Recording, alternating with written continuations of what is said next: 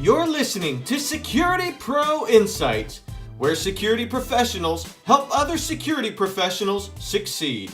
I'm your host, Scott Holman, and I'm here to tell you it's time to grab those earbuds and get ready for your career to soar to new heights. Today, our special guest is Sean Ahrens.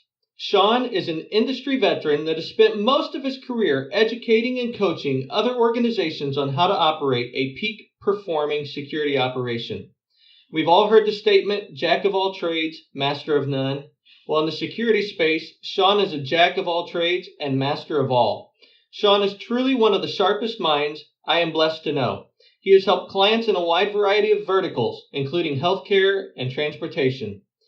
Meeting Sean, you will quickly understand he is passionate about his work, the security industry, and most importantly, pouring into the lives of others. Sean, can you fill in some of the gaps and tell us a little more about yourself? Well, sure. Hey, and Scott, thanks so much for having me on the program today. Real quickly, so background about myself. Essentially, I actually wasn't going to go into security. Funny enough, I wanted to be a cop, moreover a canine handler. And I was kind of moving towards that direction, and I was on the path for a internship with the police department to take on a canine intern role. And right about that time, we saw Desert Storm kind of coming to an end.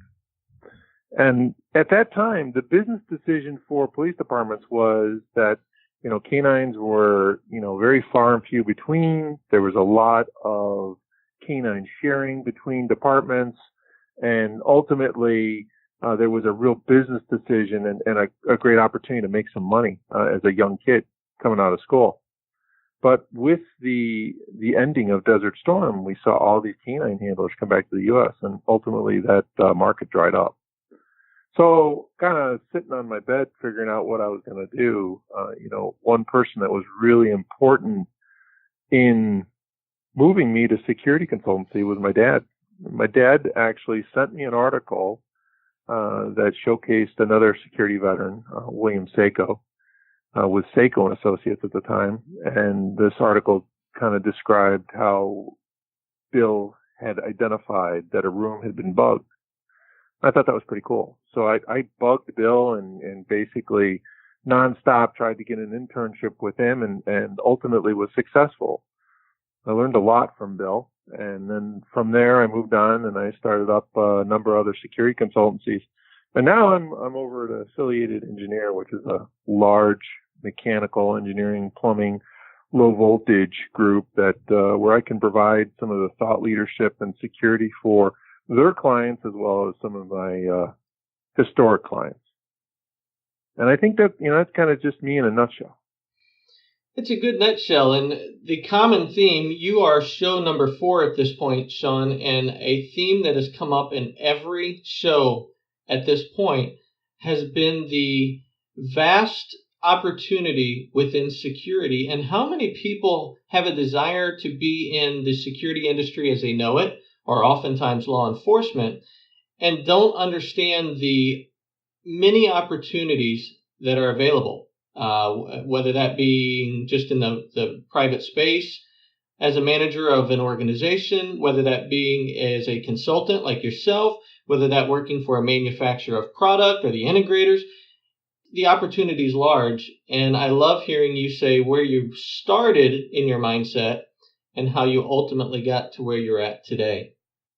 Yeah, it's always been about essentially protecting people, information, assets. So security is a logical step for me to move into and then, showcase that thought leadership for my clients and what have you. It's always been about protecting people, assets, and information. I love the fact that your dad is the one who helped get you focused on the area of consulting. Are there any other people that really impacted your life and brought you to where you are today? The one person that comes to mind, as I said, is Bill Seiko. But beyond that, I mean, there have been so many people. There have been vendors. There have been manufacturers that have bestowed, knowledge on me that I wouldn't have otherwise had. There have been other industry, security directors that have now long past retired that, provided me guidance as well as direction. I worked on a number of elements. One of the key things is I've been able to see some of the brightest minds in security throughout my career as a result of some of the work I've done on the ASIS Commission on Guidelines and some of the standards that I helped develop, as well as sitting on some of the technical committees with Underwriters Laboratories and working on SIA, to review proposed standards and ideas and the certifications that I've received. This is all kind of in part and parcel of kind of what has rounded me out as I would submit as a resiliency leader. I really actually don't like using the word security anymore. It doesn't generate ROI. I like the term resilience or asset protection because that's what I do. I'm paranoid about my clients' assets, and that paranoia results into effective controls that ideally will minimize something from occurring or potentially even provide ROI. I've had a number of instances where security and resilience has been a business decision. It's been a business driver for helping organizations, recover money that they wouldn't have otherwise known was there. For instance, like a hospital, some of the security assessments that I've done in hospitals actually have turned out to generate ROI in the fact that we were able to lower attrition.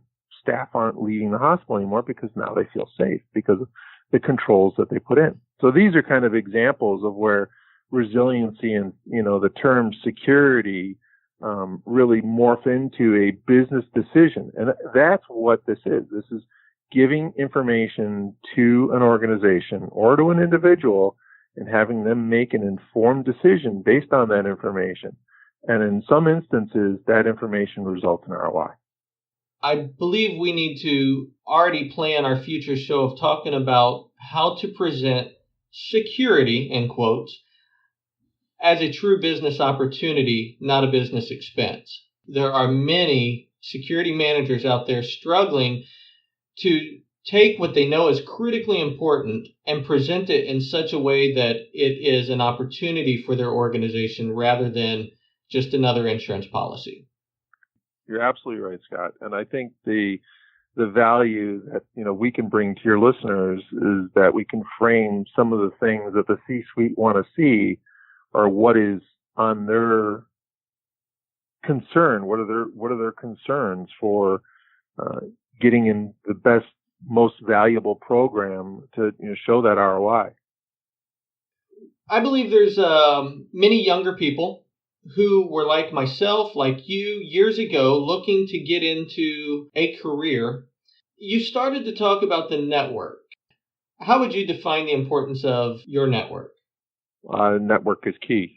Network is the most important thing for anybody seeking an opportunity, be it a project. If you're a consultant, you want to engage with a client to showcase that ROI, be it an individual who's looking for a job.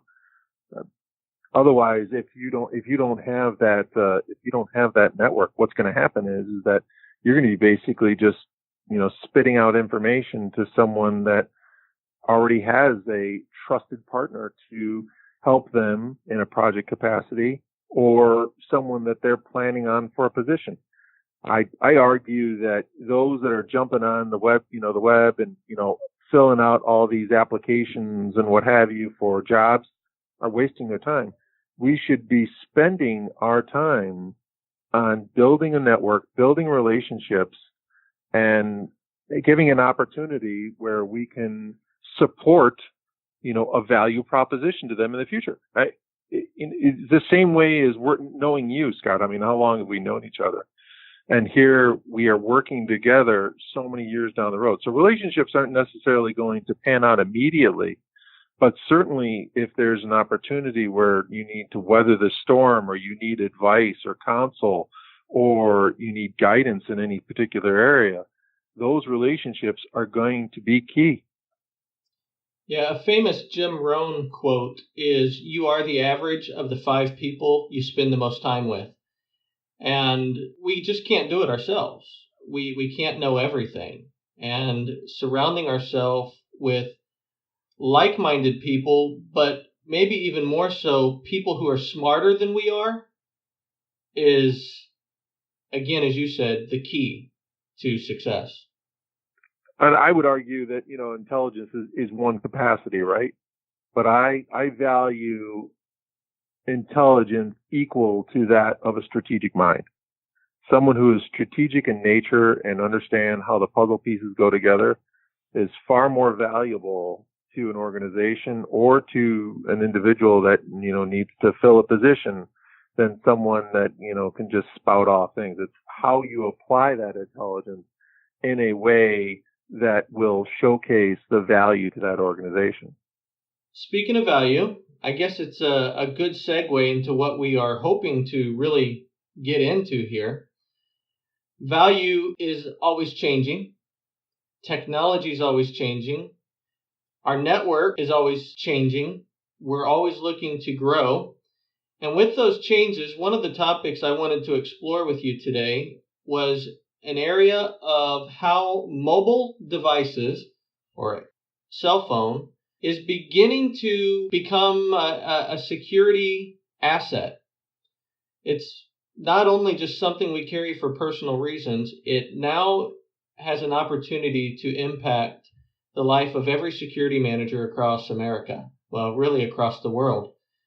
And so I wanted to get your insight specifically on your thoughts regarding these mobile devices potentially taking over as our security credential for access control. That's a really great topic. I think there's a keen opportunity to introduce mobile technologies to support credentialing, and I do believe there is some value and benefit in there. However, I do believe that there are some concerns associated with this technology that we haven't really fully strategically evaluated. I think many people kind of like, oh, that's great. I don't have to carry an ID. I can just get in and it's no problem. And it makes really good sense. But there are some other concerns that, the mainstream individual may not be aware of, and investing in these technologies could create some significant concerns down the road. And I think those are things that we need to evaluate. On the pro side, using your cell phone as a credential, well, hey, it's ease of use, right? So ease of use really exemplifies the user experience, how I get into a facility, how I gain access to, specific things such as information or a door. Really a lot of value there, right? And it's all on the phone, so I don't have any kind of token I need to print out. I take my phone with me everywhere. And if you look at, how many cell phones are out there, arguably in the billions of cell phone users out there, and more than likely you are apt to forget your car keys before you would forget your cell phone anywhere. This is something that just makes a lot of good sense. I've read that. Certainly that. I'm sorry, I was just going to say I've actually read that in believe as early as 2017, some of the major car manufacturers are going to utilize the mobile phone as a key for the automobile. Again, great opportunity. Now, by using the mobile phone, what value do we get out? What's the ROI for using the mobile phone? I don't have to create that fob anymore. I can sell the car for a same cost or more cost based on that feature, right? But I am going to get the ROI because I'm not going to have to invest the $25 or whatever it is to make this fob. I'm hypothesizing on what the cost is. So there's an ROI there. It makes a lot of sense. From a user basis, isn't it exciting, though, to think about, I wake up in the morning. Right now, I put a wallet in my pocket. I put my car keys in my pocket. I put my phone in my pocket. I have so many things to carry with me still yet. And one day, all I would need to carry with me is my phone. I mean, from a user standpoint, it sounds amazing. But I'm hearing you say that it might not all be roses. No, I don't think it's all roses. I mean, I think there's a lot of really cool things that can be done with mobile technology. I mean, I think we have the capability to, count people within a mall. I think we have the ability to, when I come to an office, let's say I've got a less secure and a secure part of the office. And then when I drive in that garage, I'm sent a digital token that will allow me access to the garage. And when I drive into that garage, it's going to send an email to the person that I'm going to see saying that he's entered the garage. But, for the applicability of usability, when I get out of my car, I get in the elevator, I go upstairs, well, I'm going to see a secure tenant. Well, now it's going to say, please proceed towards the security desk. I'm going to go to the security desk.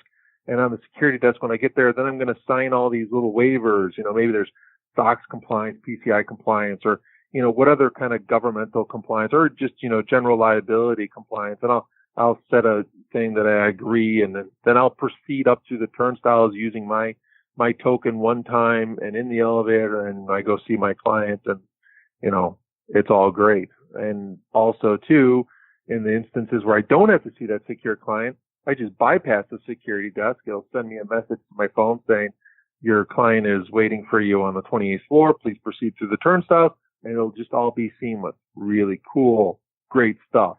Same with, stadiums. And, when I go to see a concert with my daughter, when I go see a concert, I'll just take my phone. It'll register, and I go up there and twist my phone, and I'll go into the concert, and it'll know that I'm there. But then I'm in the concert. Maybe there's an armed aggressor.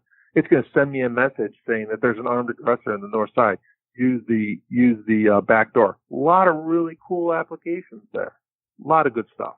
But let's talk a little bit about the cons. Number one, and this is probably one of my biggest beefs with this technology, is that when we start going to the Bluetooth technology, how do I, as an individual, as a worker in a secure environment, challenge someone with a digital credential on a phone? It goes against the user experience that we just talked about. Excuse me, could you please show me your ID on your phone? And the person's got to go in their back pocket, flip to the app. It's only going to take seconds, right? But you can tell by that process that it's going to be cumbersome, and people are going to be like, what? You know me, Bob. Why are you doing this?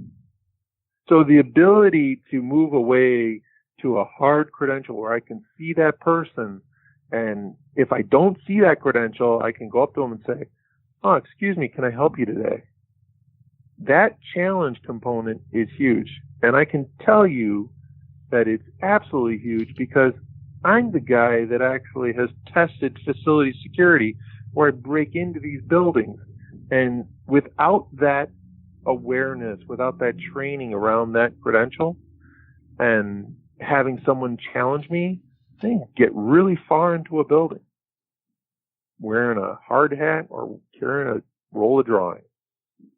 What I'm hearing you say is that the technology itself is absolutely amazing or has worlds of potential, but yet the most simple component of security is often the human component. Man to man recognizing that another man or woman does not necessarily belong. That's absolutely right. That is the root opportunity. There is no other sensor in the planet as effective as a human brain. It just doesn't seem right. Why is he here? Why is the guy with the construction hat here? Maybe I'm not going to challenge him because that's not my personality, but I'm going to tell security, the guy up here I don't recognize. When we move away from that ability and stressing the user experience where you just carry your phone everywhere you go, that challenging component's going to go away. I don't want to bother him. I've seen him a couple times. I'm sure he's fine. It kind of goes around what my wife calls her happy bubble. No one really wants to get into someone's happy bubble. You can look at this from a behavioral standpoint as well. How many times when we get on an airplane do we talk to the person sitting next to us? So, I mean, beyond that, that's really a big issue, right? So I know that there's technologies out there that you can have the phone, you can have the card. Makes a lot of sense. Good user experience, get in and out of the door. But I submit to you that physical security should have the same level of security as IT security. I mean, we're challenged constantly with, larger passwords, different types of things. This is equally or more important as having a password for your computer. We're talking about company assets and people, getting access to those people and potentially creating an instance where we could cause harm. I think that's most important. And beyond that, the other big benefit to this credential is like the single sign-on, right? So we struggled on how computers will authenticate and who belongs and where, and the technology has the ability to turn down the field. So if I've got my phone, I got the Bluetooth on, it can communicate to the computer, and I'm an authorized user on that computer, and I get access to these apps or I get access to these programs, single sign-on, really good stuff. But when we put everything into a singular container, I put my Apple Pay in there, I put my Android Pay, I put my website, my access control, my car, everything's into this one device. What does that look like? That looks like a big time asset. And anytime we have a big time asset, what do we have? Compromise. And now we've got the potential for people looking at, hacking this stuff. I want to be able to gain access to that. And when we're doing things wirelessly, it's only a matter of time till things are hacked. I mean, we looked at the credentials. There's encrypted credentials out there that have been compromised. And it's a result of so many people with the tools and computers to be able to, commit these acts. So I think hacking is a big, big issue. And beyond hacking, how do we control the cost? So when the person gets the credential on their phone, and the organization that's going to issue that credential is going to have to pay money. And once we get everyone tied around this technology, and it's all proprietary, like this system only talks to this reader, and it only talks with this phone app, and all these different things, it makes it much more difficult for the organization to break away from that technology. Thus, this gives the opportunity for the manufacturer, the vendor, to take advantage of the organization. Yeah, it was $2.19 before, but we're kind of raising those costs. What about taxes? If you look at taxes, I mean, everybody taxes everything now. I mean, you look at your cell phone bill, 1/8 of it is taxes, right? So now people could basically, if, organizations and governments see that everybody's using these credentials, well, I'm going to tax the credential issuer on that. It should be a cost pushed onto the corporation. So there's a lot of unknown around that. And I think controlling costs is another con, unless you can lock something in, and which, as far as I know, no one is willing to do. And then you look at the aspect of the technology being so proprietary. That proprietariness means that you're changing out readers to affect this communication. So really, until we get to some kind of open-based standard in the future, it's going to be somewhat worrisome for organizations to adopt these technologies, because what if the technologies don't work? What if they fail? What if FCC comes in and says, yeah, no more, we don't want you operating on 125 kilohertz or 13.56 megahertz or whatever frequency. We're taking that frequency over. You can't make anything more on that, like they did with the 900 megahertz phone. And now we've got another challenge, right? So these are kind of the things that I see that are kind of the pros and cons from a broad approach associated to what is being called the mobile credential. Sean, if I can summarize, the number one benefit is what we'll call ease of use. especially for the user. And then there were quite a few cons that I heard. We talk about the technology, hacking as a potential opportunity, taking away the human nature or making it more difficult at least, potentially increasing cost.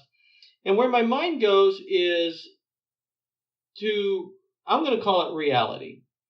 And here is reality. Even though there may be lots of cons, even though we as security managers may resist certain things, often technology will still win, regardless of some of the questions that may be out there. Example, maybe once upon a time I hated Facebook. Maybe I hated social media. Maybe I wanted to keep all my employees from ever using social media at the workplace, but we know you can shut down every network. The reality is they're going to pull out their phones. There's no way of completely shutting it down. I believe that this technology will be commonly used in the near future. I don't know what near future is. So can you help maybe give some guidelines to security managers as they are being, maybe in some cases, forced to investigate this technology a little further? What should they be looking for as they are doing their own research on the topic? When you're looking at this technology, I think the key component is going to be Bluetooth. You're going to want a Bluetooth-enabled reader to communicate to Bluetooth phones. Bluetooth is basically in every phone out there.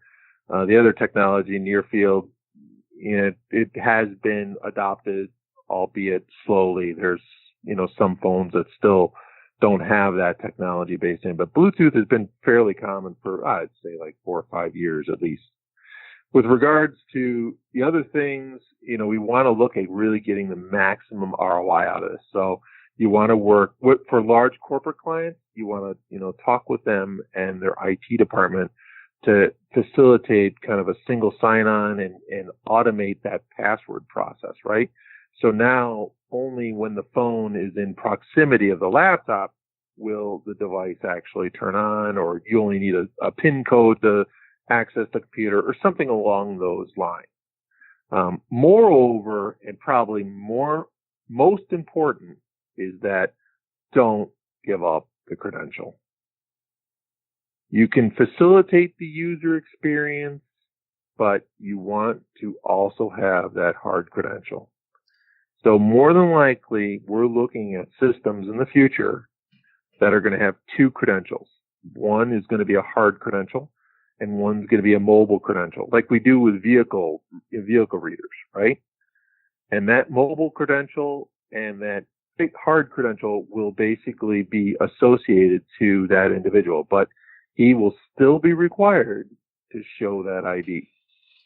And that ID, the reason I want the hard credential is because IDs can be faked. You can go buy a printer at Office Max and fake a good ID. So if you don't have the technology such as holograms or what have you, and then sometimes in very secure spaces, even if you have holograms, what have you, you're going to want to have a way to authenticate that this person really belongs. So you'll have them present their badge and you'll compare that to the actual photo record that you have to make sure that they are who they say they are. It's really kind of a, whole component of what the government's doing under their PIV program.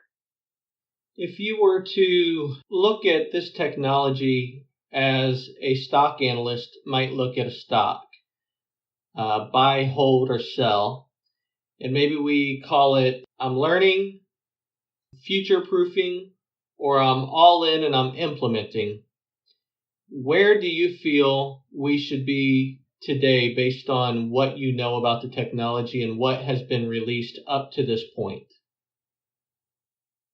That's a difficult. I mean, in some instances, this technology is a no-brainer and it has to be applied. For instance, a multi-user, a multi-tenant facility, that's going to be an amenity that, the property manager will want to provide to his clients. In that capacity, it's a buy. Enhance user experience, show this cool technology. Like one of my clients likes to say, it's sexy. right? That's something to buy. For a corporate client that has PCI, SOX compliance, maybe it's a hold. For a large client that is, like a large telecommunication industry leader or communication leader where they've got large IT information, a lot of assets, logical as well as tangible, well, maybe that's a buy. So this is one that you need to involve. I mean, clearly, with the respective environment, that security manager wants to get with the stakeholders, get in front of the solution, looking at it as, this could be a problem for me, right? And be a thought leader saying, hey, how about this? Start talking about the potential benefits from all sides, what are the pros, what are the cons associated to our respective organization, so we can make an informed business decision. Because if these managers don't get in front of this, what's going to happen is someone's going to drop it on their desk and make it happen. And that is a reactive mindset. That is not a business culture. That's not going to generate ROI. So the security manager that's responsible for technology in the organization should be doing himself a favor and learning about this technology right now. Then he needs to Absolutely. He then needs to evaluate his company culture, the regulations that they are subject to, and that is really what would determine if his organization is ready for this at this moment or if they need to wait. With one other addition, involve the stakeholders. This technology has the capability to do something that we've been trying to do for a long time, and that's that single sign-on. I mean, now you got to slam a card into a laptop. So you got to buy all new laptops if you really want to go about doing this. The Bluetooth technology has the capability. I mean, we could dampen the field. We can reduce the signal strength to the point where it's only, like a foot or so. So it's not going to be picked up in other cubicles, but it'll be picked up by that local laptop. There's big value in that because let's just talk about the ROI on that, right? How much money do you think the organization invests in help desk for, I can't remember my password because it's 64 digits, it's got characters, letters, and, periods and quotes and all sorts of stuff in it, symbols, right? What's the ROI associated where I can authenticate that this person is who they are? They have a token on their person. They've logged into that token with their fingerprint or the passcode or what have you. And now we're just authenticating them onto the system. Think about that ROI discussion. We could get rid of, 10, 15 help desk people because we're not going to have password resets anymore. See the ROI there? That's the strategic thinking in that a security director or a security manager can bring to an IT guy and say, I think I can save you some money. That gets you a voice at the table. That's what most of us are looking for, is a voice at the table that's not just there but heard. And again, not as a, quote, security expert, but as a business person who understands that we are all about making money. That's right. That's absolutely right. And someone who's a thought leader within an organization will be respected for his opinion. And when he says, I really think we need to have 2 credentials, when you bring the idea forward to him and say, hey, have you thought about this? And here's the benefits and some of the ROI outside of my realm, they're more apt to listen to you on some of the cons. But if they drop it on your desk and say, make it happen, Bob, and you go, I need an ID, you're being very difficult, Bob. Those that have listened to this podcast have recognized that, wow, this is a great way for me to build a relationship with IT.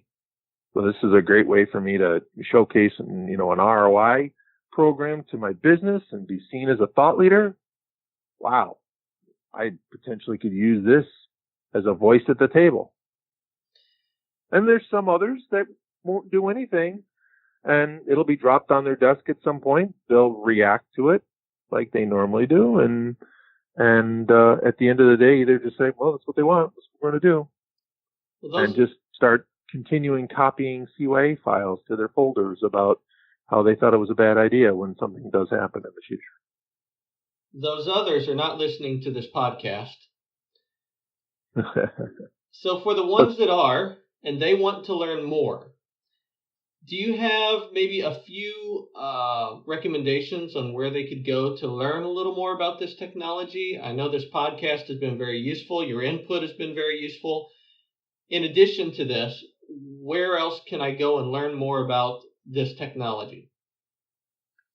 Well, it's really emergent. It's not emergent. It's been out for a while, but the key opportunity is, gather information from manufacturers, reach out to these credential manufacturers, see what they're doing, what they're talking about, how they're approaching it, ask the important questions and compare that to other manufacturers, see what they're doing. Because this is, essentially ground zero. And it's going to propagate much like other technologies at ground zero. And it's going to be refined over time.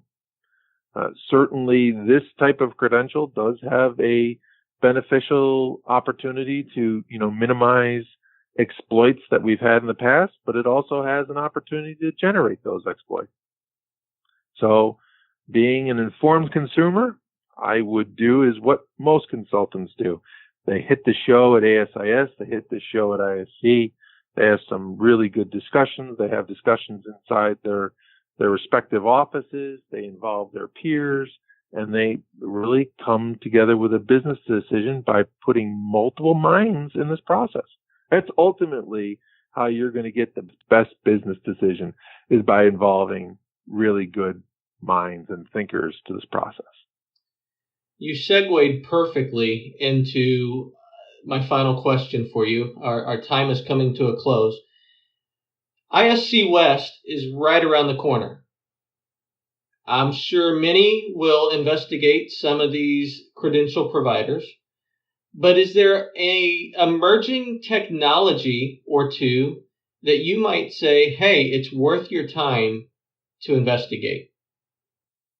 Yeah, so, well, it's not necessarily emerging, but I think that, one component would be OSDP. That's an encryption process. That's a point-to-point encryption bus infrastructure to the reader, which I think has, a significant opportunity to reduce costs for installation and secure everything out to the reader.